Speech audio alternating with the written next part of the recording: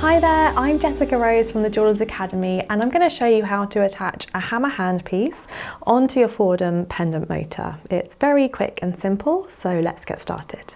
So I've got my hammer handpiece, and this is the H15 Foredom hammer handpiece, and I've got my Foredom SR, and it's really easy to attach, but the first time you do it, you don't know how to do it, so it's quite a handy video.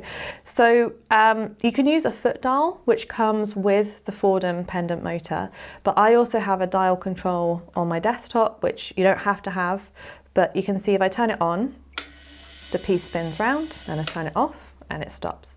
So to take the piece off, I want it off, and I'm literally just going to hold the two sides and pull quite hard. So simple, it comes off nice and easy.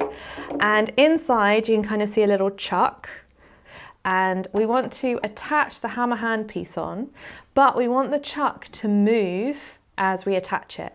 So what I'm going to do is just place it on lightly, not pushing it down at all.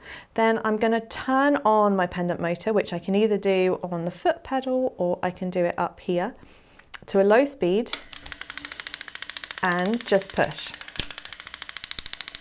And there we go, it is attached, nice and easy. So now I can use my speed dial to, the hammer handpiece has a hammer action, it's great for stone setting, and it's ready to kind of use on my setting. And really easy to switch them again. You just pull this one out and do exactly the same.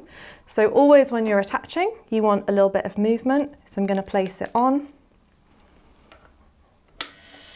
get a bit of movement going, and click it in place. And that's how it's done. Happy stone setting.